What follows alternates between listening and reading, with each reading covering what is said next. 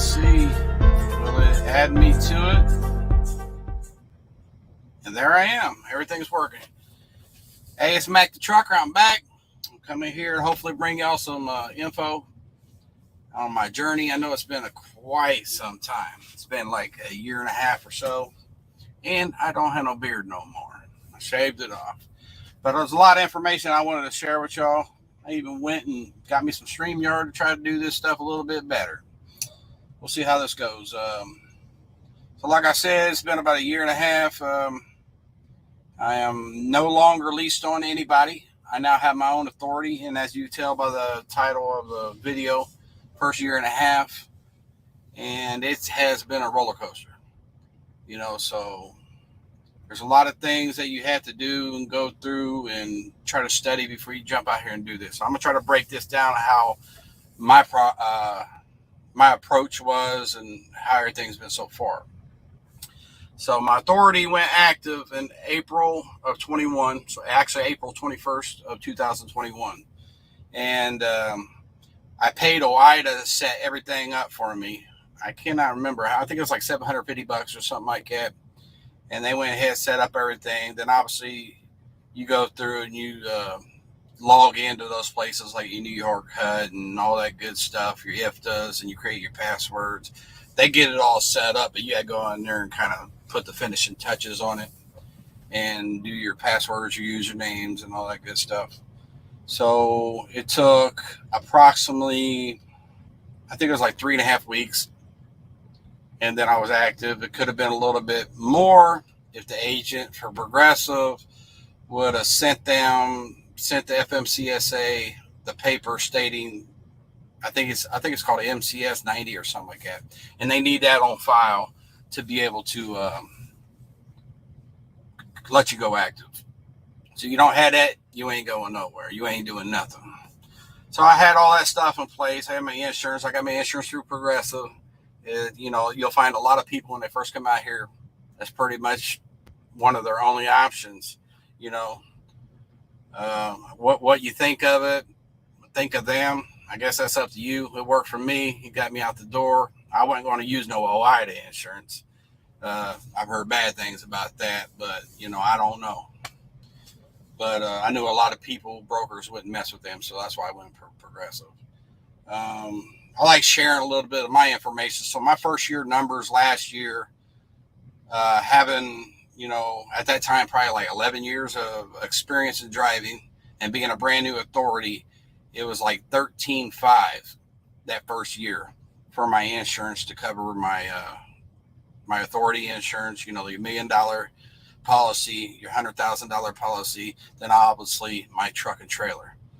All right, so I did that, and 2021, it was still a very good year. So a lot of things were good. So we got that all set up. So 13.5 wasn't that bad. Because I've heard horror stories of some people out there, and depending on where you live, and I guess things like that. But I live in Indiana, so 13.5 wasn't that bad. Some people out there paying 25, startup, that'd have been outrageous. I don't think I would have pulled the trigger on that.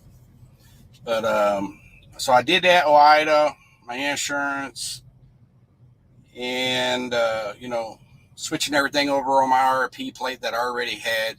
They want you to put on their motor carrier responsible for safety. So there's a lot of little changes that you have to switch up and make sure it's in line. Then obviously get your nice little permit book and put all your little papers in there and stuff, and everything else is, it wasn't that big of a change for me, because when I was over at Like Trucking, I was pretty much doing a lot of those things, and I'm always asking questions to Jeff, so Jeff was a big help in learning, and, nothing bad to say about that company at all. I used it as a stepping stone. I made a great friend in Jeff. Like Trucking Corp is actually a very good place to be if you want a good deal. But it was time for me to take the next journey. So what I would say, now that I'm out here on my own, because when I first came out here, we were still in that boom. 2021, the whole year from beginning to end was fantastic. You could pretty much fall out of your truck into a pile of cash. It was hard to miss it. But it's the complete opposite today. You know, ever since probably I would say right at the end of the first quarter of this year, everything has totally flipped. The volume has went down and the price of fuel has went skyrocket. And that really takes a big chunk out of your profit margin. Now, depending on how you have everything set up, you know, your cost of equipment and things like that, you know, it depends. You can still make it, you know. But if you're one of the ones who went out there and got them $200,000 trucks, I feel sorry for you, because it looks bad already, and they ain't predicted nothing good for that future. So if you got the right mindset and you take it and you be easy with it, you know, hold on to that cash, don't be splurging, I think you'd be all right. But this right here, this video, I'm pretty much just testing this stuff. And, well, since I've already got you on here, I'm going to go ahead and do my thing, try to give out the knowledge. I don't pretty much do anything scripted or nothing. I don't believe in that. I don't get all fancy with it. As you can see, I'm in the back of the truck. My little humble, you know, little space or whatever. And actually, that's one thing I did switch. After I got my own authority and I was kept on doing good, you know, I was stacking cash. I had a 2014 T680. It was already paid off and everything. It was getting up there in high mileage. And then I went out and purchased this truck, which is a 2015 Kenworth T660 glider with a Detroit Series 60. I kind of wanted to get away from the emissions, you know, because I had already seen that the emission price. That stuff was just, it's costly, man. And the price per gallon of that crap was just going up and up and up. And I was really going to go for my dream truck, which is a W900. And I'm really glad I didn't. With these prices of these fuel, I'm really glad I didn't. You know, so, and I kept bouncing back when I was shopping around, and I kept coming back to these T660s. There was this place down in Mississippi, an Olive Branch, truckmarket.com or something like that, and I kept on coming back to it. And they had, you know, the little grill guards on the front. They had the APUs. They had the Detroit Series 60 engine in it, you know. And from what I know, and being in the game almost 12 years, a Series 60 is a very solid engine. So that's kind of sought after, you know. So I went ahead and got on this. It was a whole fleet of these. It was a small company that had went out of business somewhere up in Michigan or something like that. And this trucking, used truck salesman or whatever, they bought the whole dang thing. So I ended up paying a little bit more than I really wanted to for this truck. So far, I bought this truck in February, and I poured a little bit of money into the APU and stuff like that. I probably poured $2,500 initially into that just before I even drove it, just to get it back up to par, service it and do everything that you normally would do. You just do it ahead of time, whether you know it's been done or not. And it's like the same with the engine, the oil changes, the filters, all that stuff. I went ahead and redid all the tires, the brakes, the drums, the shocks, all that stuff. Airlines, anything that I could think of that wasn't horribly expensive, but that was very important to the operation of a truck. That could help things go off to a smoother start. You know, other than me and my brother, we went down to Mississippi. We checked it out. We climbed up, over, around the whole truck. And for the price, I think I got a good deal. You know, compared if I would have got my dream truck, the T660, not T660, but the W900. You know, there was some out there, but they was wanting a ridiculous amount of money. And I'm so glad they did. And I'm so glad I kind of went to this one, because you get with this one, with the T660, yeah, so not your hood truck, but you get the pre-emissions engine, which is the most important thing to me. Put it into a newer style semi-truck, you know what I'm saying? So you're going to get some of the aerodynamics. And if I would have got that W9, what I would have been getting about 5.5, 6 miles to the gallon. Compared to this, I could stay around 7. And that's pretty much what 40K in the box. You know, I'm doing pretty good. So I did get a new truck, and I made that move. And I've been out here and just trying to survive the up and down. And a lot of things that I have in place for my authority, I use trucking office to keep track of everything, invoice all my loads, and your little small things like Adobe to do your carrier packets and all that. A lot of people think that's super hard. It's not really super hard. Carrier packets is just like a Raycon. So if you're already out on the spot market and you're already kind of doing those, it's a couple little bit more signatures maybe, and most of it's electronic, so they'll have their own thing. So you just click in the box, do that crap. And then I got like my driver files and my vehicle files. I use my driver files for my driver qualification file on myself. Right now, I don't have anything going on with employees or anything like that. Wow, what is that? I'm testing this thing out, and how do you get rid of these idiot instant messaging crap? Let's see.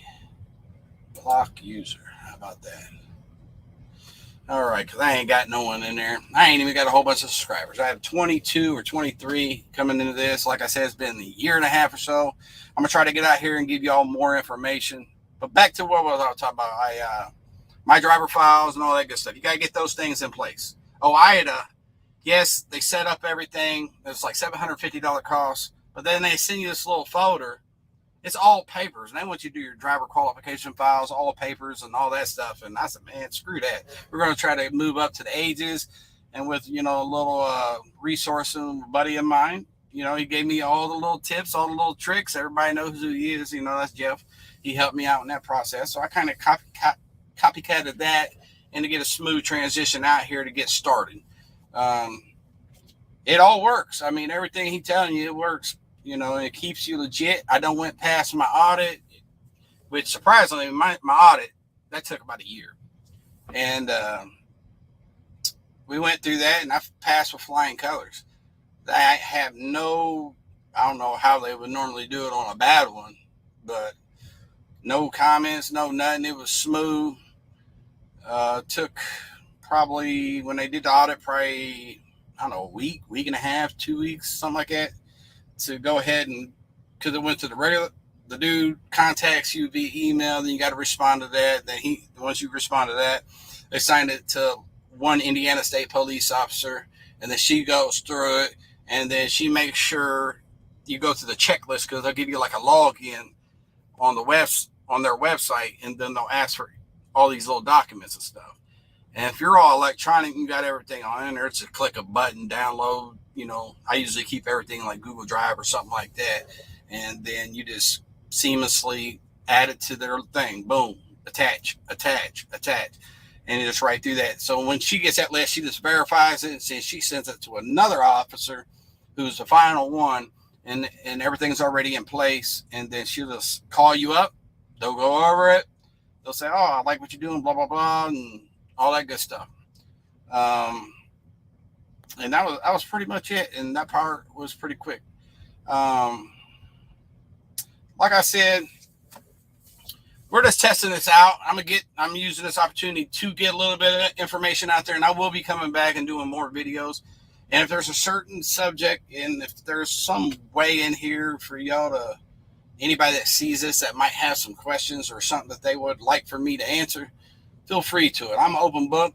I'm just a regular guy out here trying to build something and do it by the book, but I also believe in sharing all that information with other people.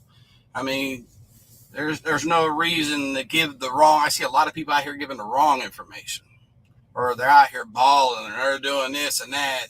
Ain't none of that over here. I'm going to tell you the way it is. Ain't no balling over here, and that's for darn sure. I'm a one-truck operation, and I am going to grow the thing. I'm trying to give out the information the way I see it. Now, if other people out there have their own way of things, doing things, do it that way. This is the way I do it, and this is the way I'm going to do it. So until I kind of get some things together, and then I'm going to put some more videos out there and hopefully build my audience or whatever it is. I'm just a trucker out here trying to learn these little technical crap, I don't have a whole bunch of time out there to be spending in my basement or whatever, or at home on my couch, or in the truck stop parking lot with my camera. I'm just going to give it to you as I got the time, you know what I'm saying? And hopefully you guys like what I bring to you. If not, that's your problem, I guess. So with that being said, I'm going to go ahead and get on out here. This was just a test. Hopefully it went through good. And we'll see how I'll go back and rewatch some of the stuff and see how it's sounding, see if I get the audio right. I think, with this little Iranian web app cam bull crap where I use my phone to my laptop inside here to try to use it with the StreamYard. And in the future, I hopefully would like to show you guys some of the like Raycons or carrier packets or software stuff and try to get more adjusted to sharing that kind of stuff. So that way you guys have an idea of what it is I'm using or what I'm going through to survive out here as a one-man operation with my own authority on the spot market in today's climate. It's not easy. It's a task. It's an up and down roller coaster. So that's all I can say. I'm not really too comfortable in these cameras. I don't know why. You get me in person, I'll probably talk your ear off or something, if we get to talking about a subject that I'm familiar with. But I'm going to leave it right there. And I promise to get back with y'all, hopefully with some good stuff that y'all will like. I'm going to go ahead and close this thing out. I was going to play with this thing and see what all it do, but, I ain't the only one to have StreamYard or, I just use it because I seen other people use it. I want to see what I can do with it. And see you guys in the near future. Take care of yourself, because if you don't, no one else will. All right, I'm out of here.